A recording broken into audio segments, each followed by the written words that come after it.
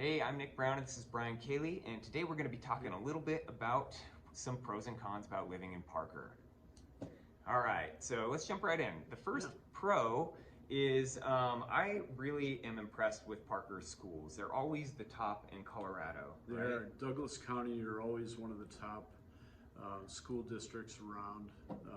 When you get south of the city, it's just from Highlands Ranch over to Parker, and my niece and nephews all went to Douglas County schools in Parker, and they turned out pretty well. Yeah, I think people like to move down there specifically for the schools. They're that good. They're always ranked really high in the nation. So if you're a family, that kind of brings us into part two of a pro, is that the community in Parker is really, really good for families. It's a place where you can start a family and stay there the whole time, living in the same community and around the same people, right? Oh yeah, you could move in the same neighborhood, go from a starter house to your next one, all within the same, radius of, in a Stone Gate, for example. My brother, way back when, he built a house there originally, then he moved again a number of years later, finished, and but yeah, they stayed, and a lot of their friends kind of did the same thing. And that's really nice because you keep your same community. Your kids aren't going to different schools and having to get new friend groups. Right.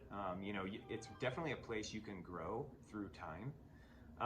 So that kind of brings us to some other parts. So let's jump over to the cons list real quick. We're going to pop back and forth in these. One of the big cons for me is it's kind of, as far as location-wise, it's kind of far if you're wanting, quick access to the mountains comparatively to some other parts in the city.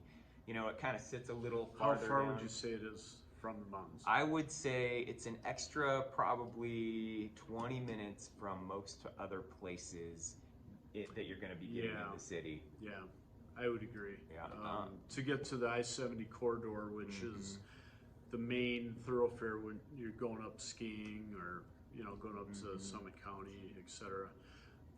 You're looking at 20, maybe even a half hour based on traffic. Because I know, well, that could go into one of the cons.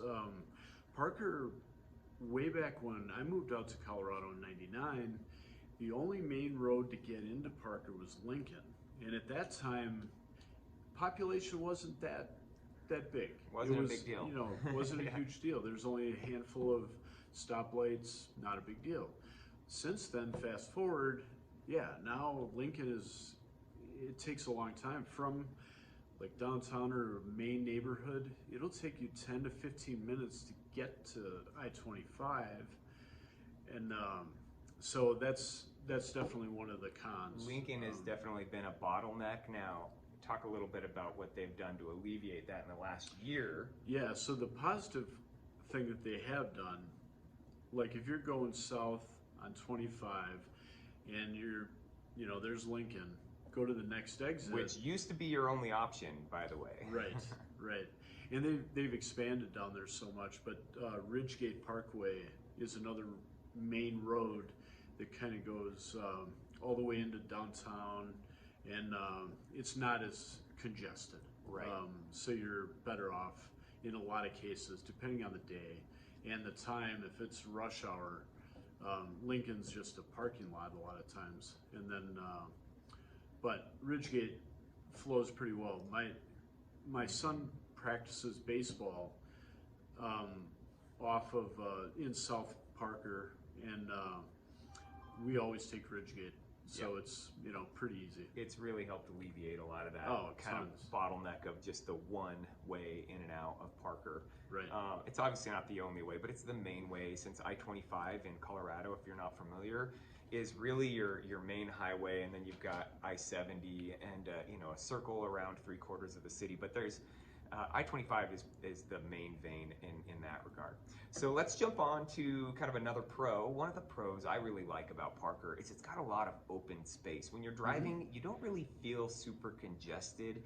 The communities oftentimes have space between them. Now, they are starting to fill that space in between the communities in. Oh, they are. Yeah. But they've done a good job of creating parks and open spaces Oh, yeah. that you can just really stretch out. You don't feel like you're Well, congested. trails for one. I mean, I remember when I first moved out to Colorado, I stayed with my brother in Parker. I would ride my bike, you know, maybe ride out 8 or 10 miles, and then the trail would stop, And but now, fast forward, I mean, you got miles and miles of trails. It's true. All over, and you could literally get around Parker pretty easily. As a cyclist in a former life myself, we would ride from downtown to Parker up to Red Rocks, which is outside of Morrison, and then take a loop all the way around, very rarely having to use roads, almost completely through the trail system. So the trail systems are very well connected to the whole city. Now, of course, it's not as direct of a ride. You have to go over to the trails and whatnot, but you can get around the entire city without actually getting on a road for major stretches, right? I mean, I think going around the city from 470 to 70, I heard it was about 70 miles, and you can do that in a pseudo loop. Yeah. But like you said, not a straight shot, but it follows the highways and a lot of the roadways pretty well.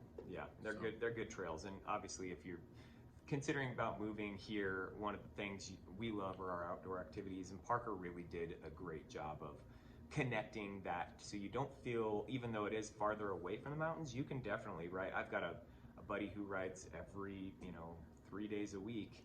He's doing 40 miles from Parker up into the mountains and back, so you can definitely get there. Let's jump to a con, huh? All right. So kind of a pro and a con. We touched on this a little. The rising population. Now it's nice because you have opportunity, and this kind of goes with another pro of as the population's rising, the home inventory is rising. They're doing a lot of building, but of course, as you rise in population, it gets a little more crowded as well. I'll let you talk a little more about that. It's probably tripled since I moved out here. I know it was about 20,000. Now you're right around 60,000 and change. But part of that is you have the normal, but they had a lot of open space, and they're building off of that, going west towards 25 and south, which is where the population is, expanding. And it's not quite connecting to Castle Rock, but it's getting close. Right. It's getting close for sure. Yeah. And so the nice part about that is, kind of going to a pro, is that there is a variety of inventory of homes you can buy there. I'll let you kind of... Yeah, that's, I think that's one of the bigger pros, if anything. If you're looking at real estate as a whole in housing, they have an abundance of condos, townhomes, which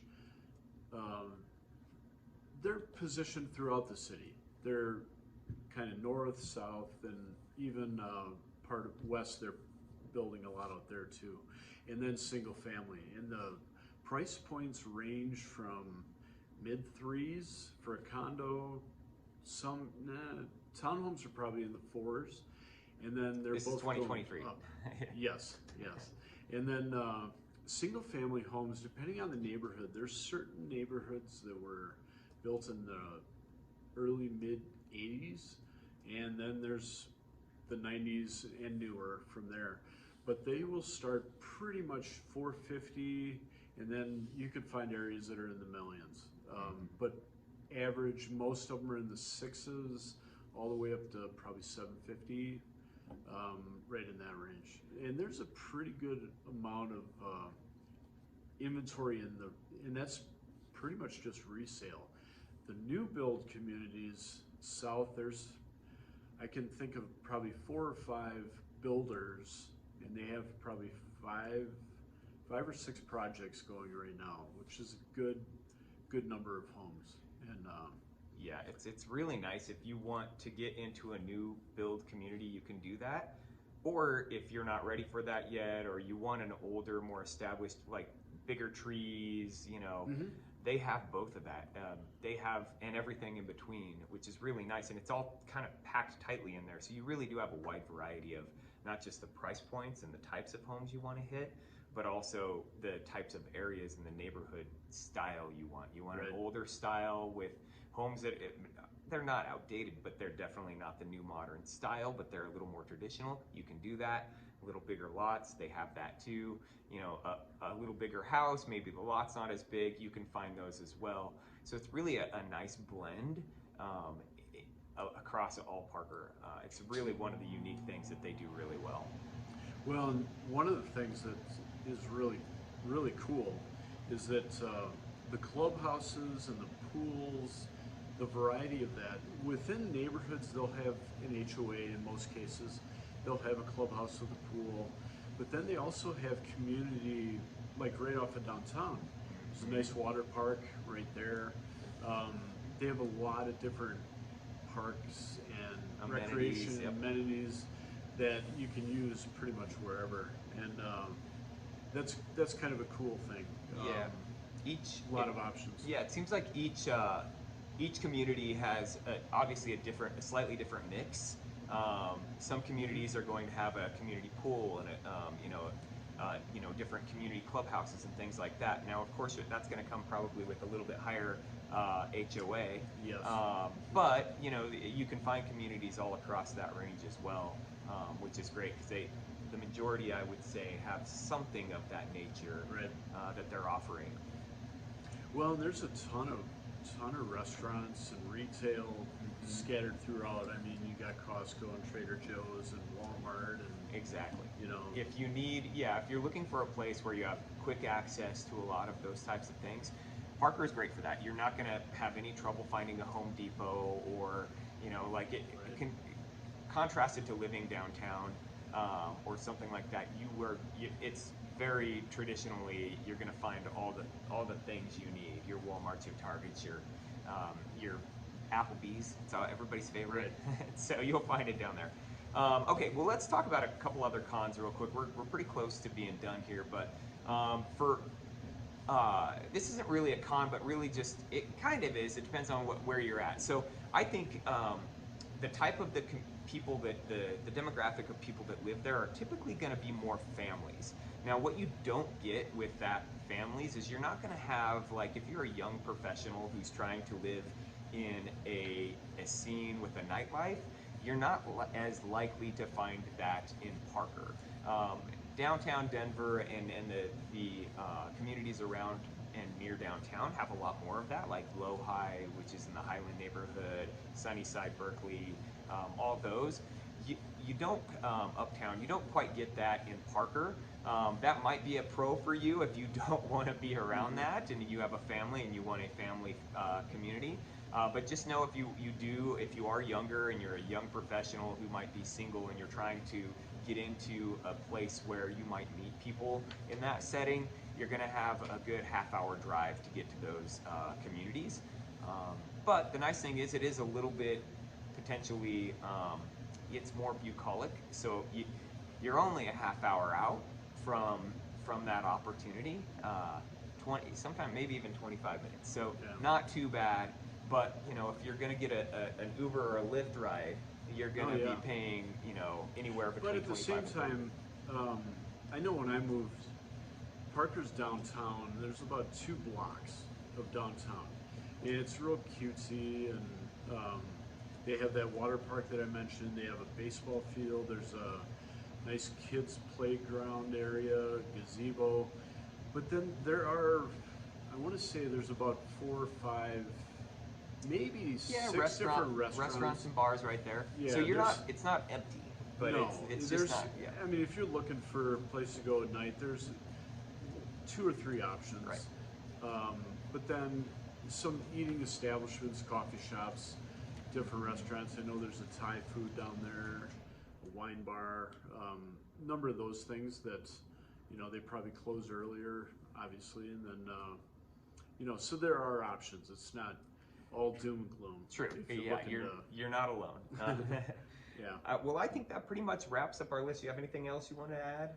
No, I All think the other thing, it could be a positive, depending on where you would work, whether it's tech center or downtown.